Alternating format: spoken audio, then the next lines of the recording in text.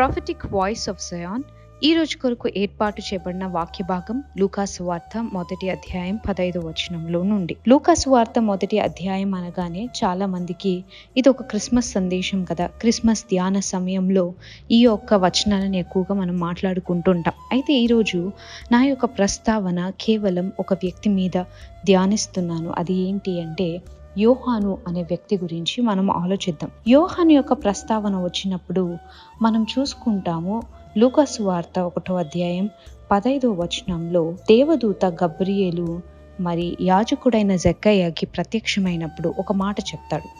తన తల్లి గర్భమున పుట్టినది మొదలుకొని పరిశుద్ధాత్మతో నిండుకొనిన వాడై, తన తల్లి గర్భమున పుట్టినది మొదలుకొని పరిశుద్ధాత్మతో నిండుకొనిన వాడై. ఈ వచనం చదివినప్పుడు నాకు చాలా ఆశ్చర్యం కలిగింది.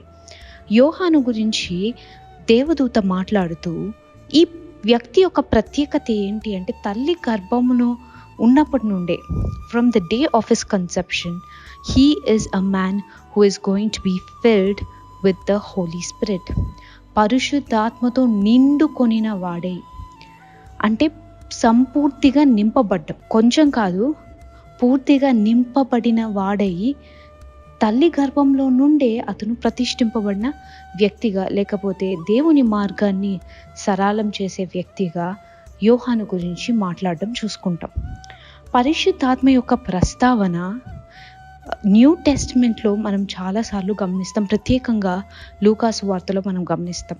లూకా సువార్త 1వ అధ్యాయంలో ఎలిజబెత్ మీద దేవుని యొక్క ఆత్మ దిగి రావడము, అదేవిధంగా జక్కయ్య మీదకి దేవుని యొక్క ఆత్మ దిగి రావడము, వాళ్ళు ప్రవచించడము, ఇలాంటి సూపర్ న్యాచురల్ థింగ్స్ అంటే అసామాన్యమైనవి జరగడం అనేది మనము లూకా సువార్తలో గమనిస్తాం.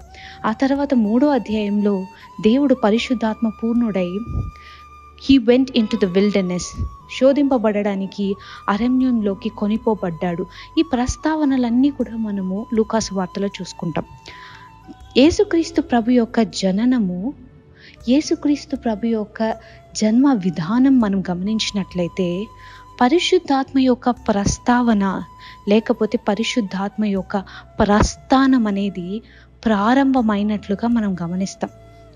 అప్పటి వరకు దేవుని యొక్క ఆత్మ అందరి మీద దిగి రావడం మనం చూడం, కానీ చాలా కొంతమంది మీద, సంసోను వంటి వారి మీద, గిదియోను వంటి వారి మీద, ఎహెజ్కేలు మీద, ఏలియా మీద, ఇలా కొంతమంది మీద దేవుని యొక్క ఆత్మ ప్రత్యేకంగా ప్రవక్తలైన వారి మీద, అదేవిధంగా యాజకులైన వారి మీద, సమయలు లాంటి వారి మీద, న్యాయాధిపతుల మీద చూస్తాం. కానీ ఇక్కడైతే మనం చూసుకుంటాము సామాన్యురాలైన ఎలిజబెత్ మీద దేవుని యొక్క ఆత్మ రావడము, అదేవిధంగా మరియా గర్భం దాల్చడానికి పరిశుద్ధాత్మ ఆమెకి సహాయం చేయడము, వీటన్నిటిని మనం చూసుకున్నప్పుడు పరిశుద్ధాత్మ యొక్క ప్రస్థానము నూతన నిబంధనలో ప్రత్యేకంగా దేవుని యొక్క జననము, క్రీస్తు యేసు యొక్క జననము అది తీసుకొని వచ్చినట్లుగా మనం గమనిస్తాం.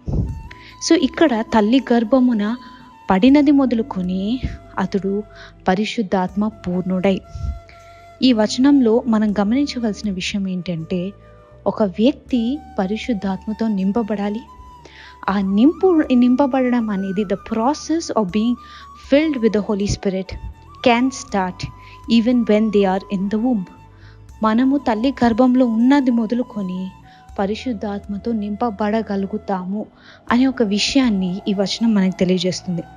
కాబట్టి మనము ఒక సూపర్ న్యాచురల్ రెల్మ్ లోకి ప్రవేశించాలి.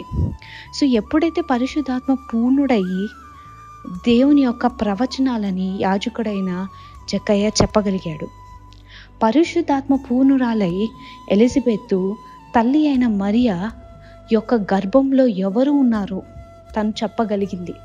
నా ప్రభువు తల్లి నా దగ్గరికి రావడము నాకు ఎలాగా ప్రాప్తించెను అని ఒక ప్రవచనాన్ని లేకపోతే వర్డ్ ఆఫ్ నాలెడ్జ్ని ఆమె ఎక్సర్సైజ్ చేయగలిగింది.